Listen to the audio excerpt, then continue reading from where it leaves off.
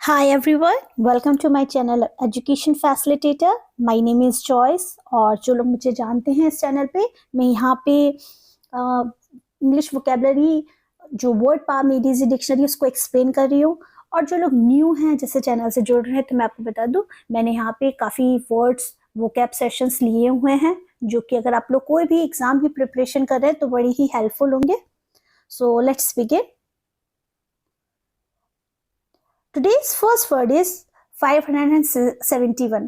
तो अगर आप लोग नए हैं तो मैं आपको बता दूं, अगर कोई भी वोकैब सेशन आपको लेना है तो आपको ये बात अच्छे से पता होना चाहिए जो वर्ड होता है वो कौन से पार्ट्स ऑफ स्पीच का है, उसको किस तरह से इम्प्लीमेंट करना है। उसके हिंदी में अर्थ तो हम आसानी से हम लोग जान जाते हैं क्योंकि अगर हम लोग यूज टू हैं उस वर्ड के तो आसान हो जाता है, और अगर हम यूज टू नहीं है क्योंकि ये डिफिकल्ट वर्ड्स की सीरीज है, क्योंकि यहाँ पे हम डिक्शनरी के डिफिकल्ट वर्ड्स को मैं एक्सप्लेन कर रही हूँ, तो उनकी इजी वर्ड्स, सिमिलर वर्ड्स जो कि हम यूज टू हैं, जिनको हम आसानी से बोलचाल में यूज करते हैं, उनके थ्रू सीखना आसान होता है।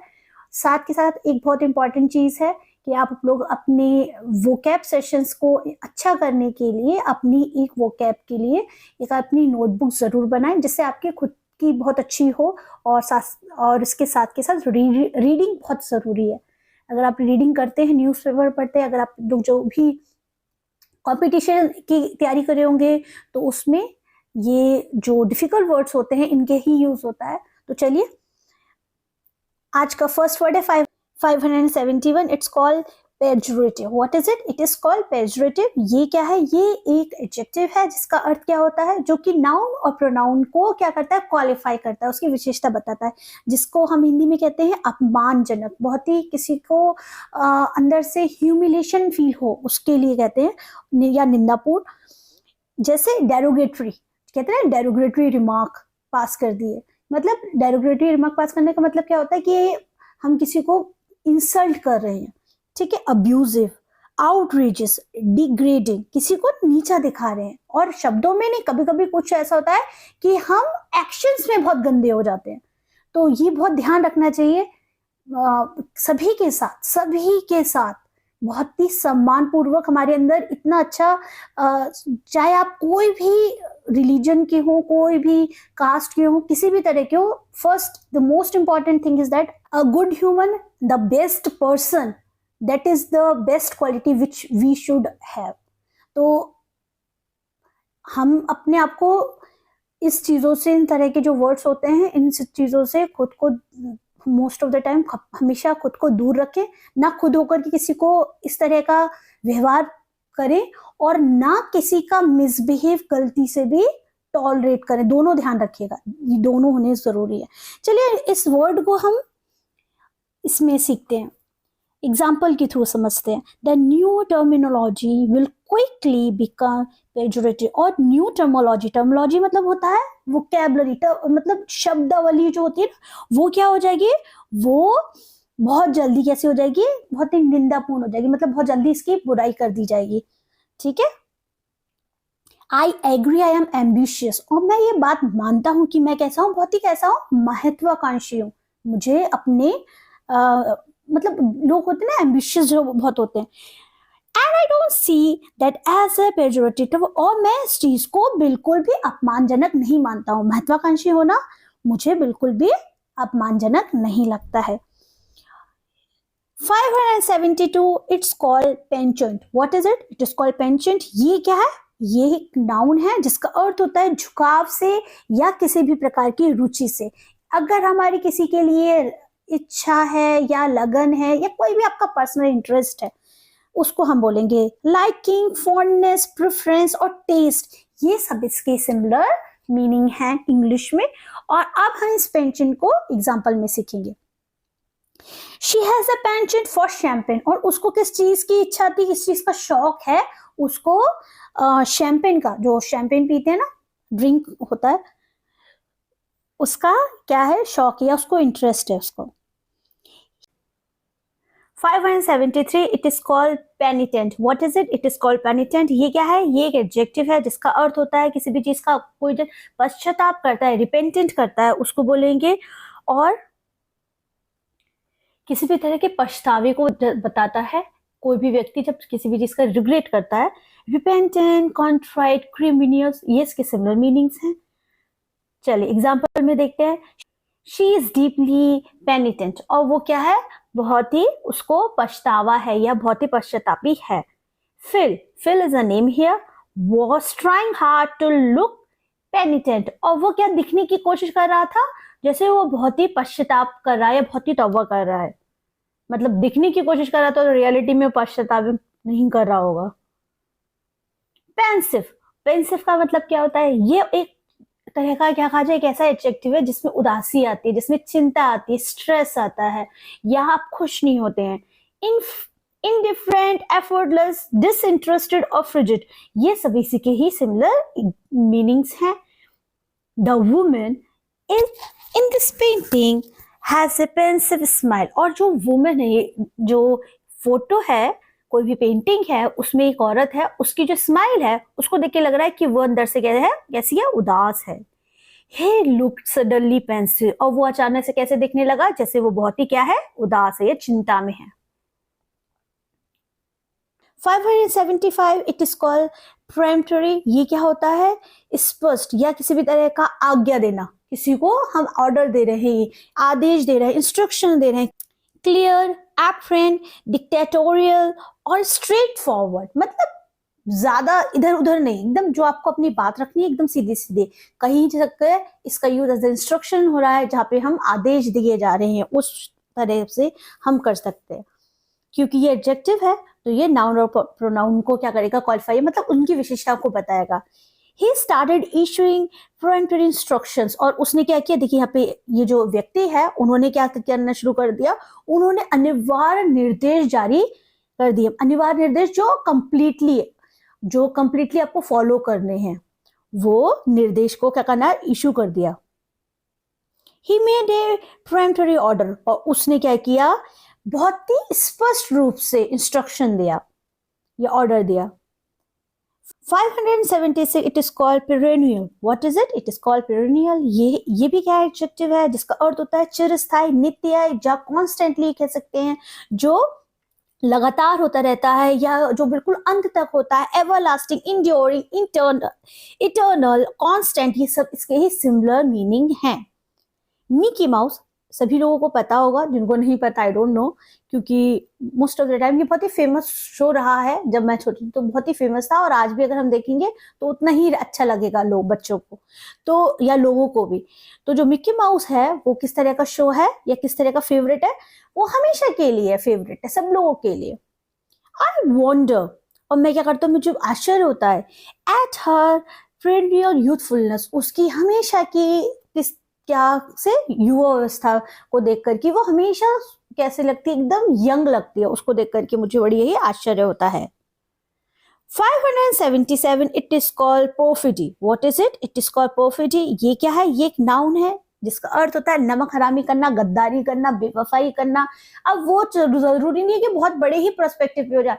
हाँ, अगर हम छोटा सा झूठ बोल देते हैं, किसी के साथ मैनिपुलेशन कर जाते हैं अपनी बात को, या कोई भी गंभीर चीज को छुपा लेते हैं, तो वो चीज क्या होती है, वो इसमें ही कंसीडर की जाएगी, गद्दारी में, बेवफाई में, या तरह के झूठ में, धोखे में।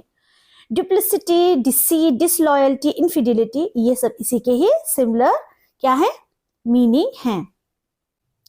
The knowledge of the horse word perfidy wounded her like a knife, और जो उसको ज्ञान पता चला था या उसको कोई भी बात पता चली थी हर्षवुर्स्ट के बारे में, उसने उसको कैसे कर दिया, जैसे कोई चाकू किसी को एकदम चीर देता है ना, ऐसी तरह से वो अंदर से इमोशनली कंप्लीटली खत्म हो गई, क्योंकि उसको ऐसा लगा कि उसने उसको झूठ बोल दिया या उसको गद्दारी कर दी उसके साथ। शी न्यू, यहाँ पे एस कैपिटल होगा। She knew he was married, और वो ये जानती थी कि वो क्या है, शादीशुदा है। एंड एंग्रीड, और वो गुस्से में भी था। एट हिज परफिडी, और वो उसकी बेवफाई पर क्या थी, बहुत ही ज्यादा गुस्सा थी।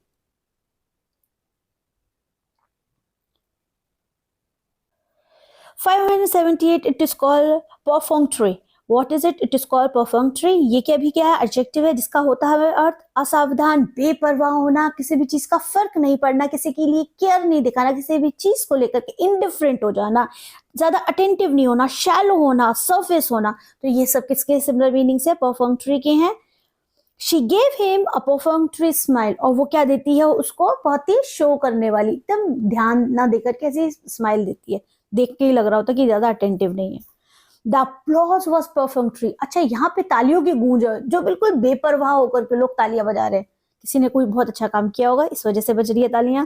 579, it is called periphery. Periphery क्या होता है? कोई भी चीज, जैसे मैथ्स में क्या बोलते हैं उसको? परिधि बोलते हैं, सर्कल की परिधि पेरिफेरी होती है।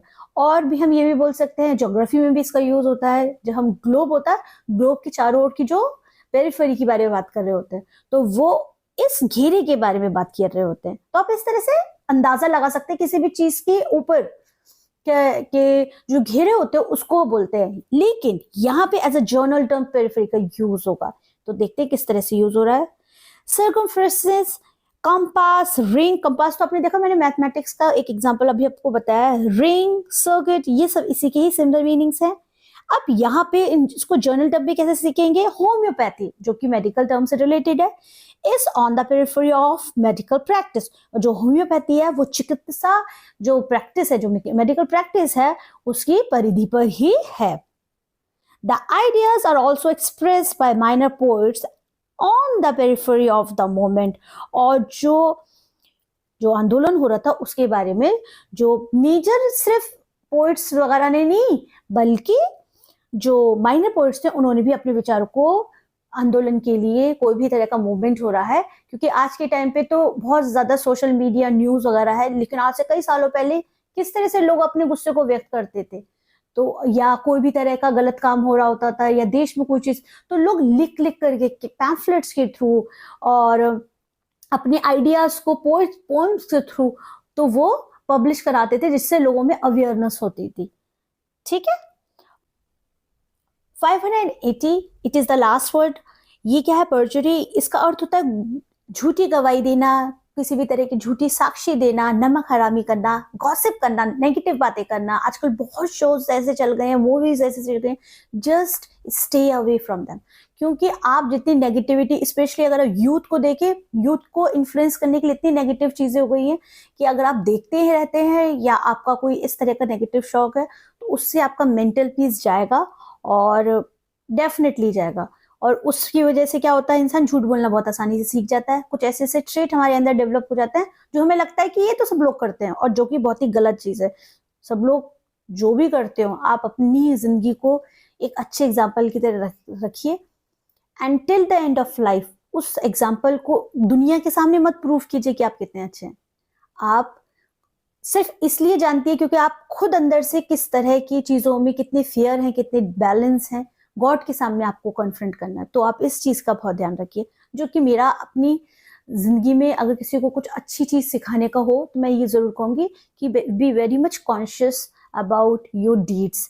सो let's learn more example, false evidence, false testimony, fake evidence और डिसलॉयल्टी।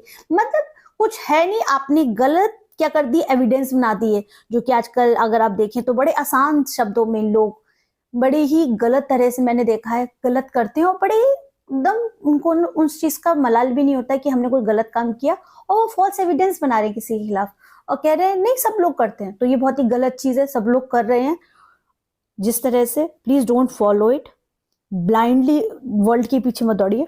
हॉल, यहाँ पे किसी व्यक्ति का नाम है, वॉज फाउंड गिल्टी ऑफ परजुरी, और उसको क्या, किसका गिल्टी पाया गया? उसको झूठी गवाही देने का दोषी पाया गया था। दे ट्राई टू परस्यूड हर, और उन्होंने क्या कोशिश की? उसको बहलाने की कोशिश की, उसको मनाने की कोशिश की। किस चीज के लिए? टू कमिट परजुरी, कि वो किसी के व्यक्ति के खिलाफ झूठी गवाही दे। मैं आपको बहुत ही अच्छे शब्दों में बता दूं कि बाइबल में तो 10 कमांडमेंट्स हैं, ओल्ड टेस्टामेंट में 10 कमांडमेंट्स हैं मोसेस के, उसमें क्लियरिटी से ये चीज लिखी हुई है कि आपको कभी किसी के लिए झूठी गवाही नहीं देनी है। क्योंकि आपकी गलत बयानबाजी का, या आपकी गॉसिप का, या आपकी नेगेटिविटी का, या आपने छल दिया किसी को, किसी की जिंदगी पे नेगेटिव असर पड़ गया, तो ये याद रखिएगा आपसे गॉड हिसाब लेंगे। और वो बहुत ही ज़्यादा आपको देने में तकलीफ हो जाएगी और आप फिर कहेंगे कि मेरे साथ नेगेटिव हो क्यों रहा है।